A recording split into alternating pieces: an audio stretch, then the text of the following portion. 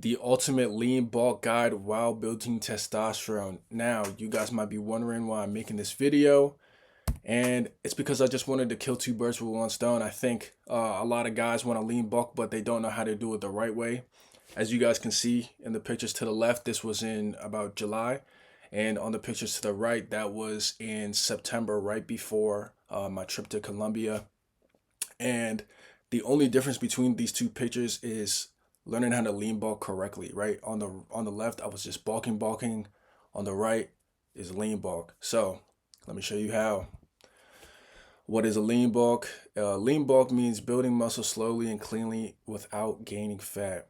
You're in a controlled surplus, enough to grow, but clean food choices and precise macros to stay defined.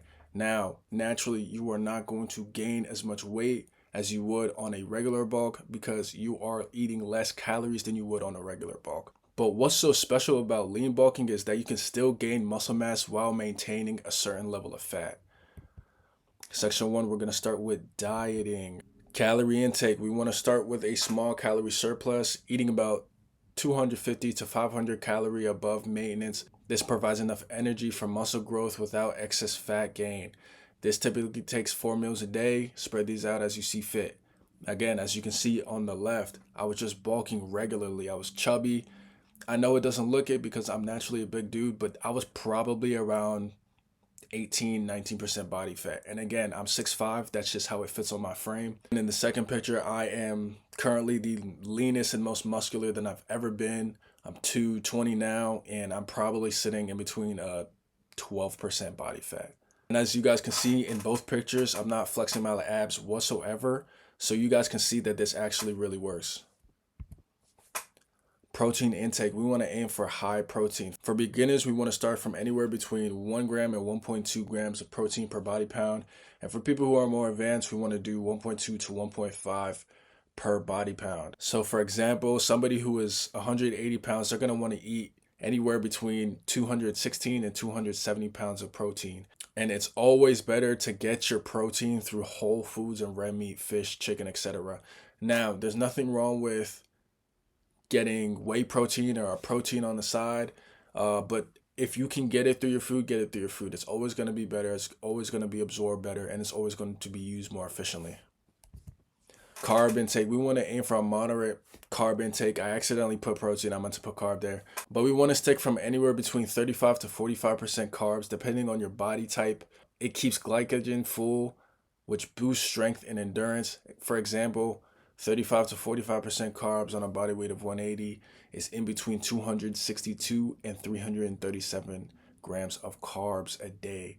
You always want to eat a good carb source to minimize bloating because carbs are one of the bigger determining factors of how the weight distributes on your body because of just the ingredients in it. So you want to stick to fruits, sweet potatoes, etc.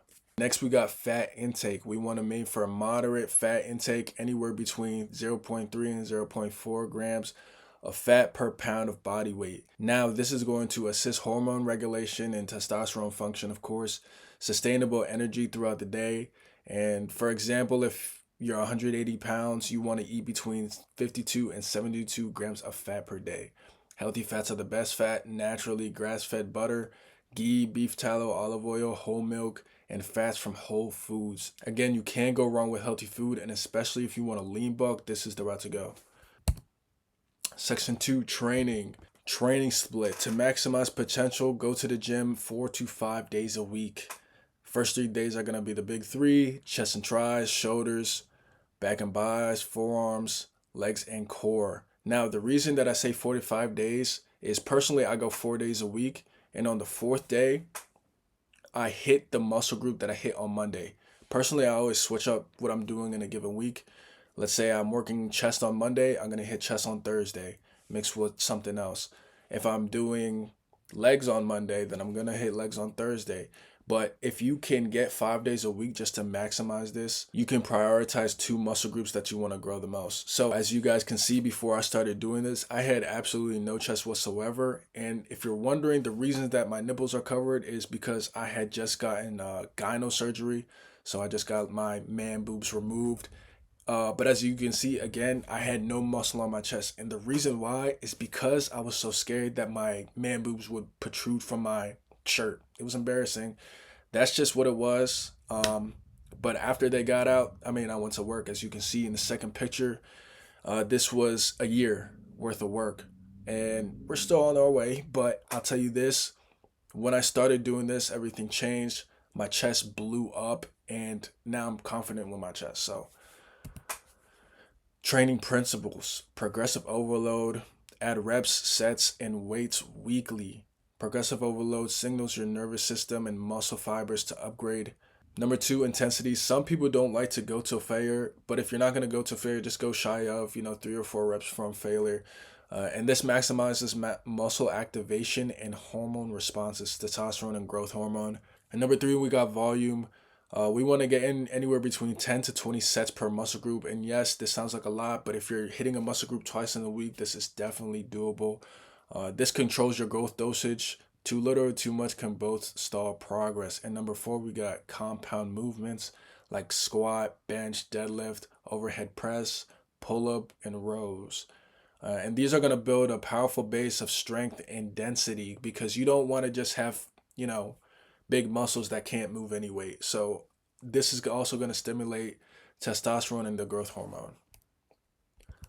And next we have cardio. For lean bulking, cardio doesn't mean you have to run 10 miles, of course. It means walking at an incline with a heart rate between 140 and 150 for 30 minutes, doing short interval sprints or an assault bike. Now, the reason that you want your heart rate anywhere between 140 and 150 is because this is high intensity aerobic cardio, meaning that it's going to mainly use fat as a fuel source.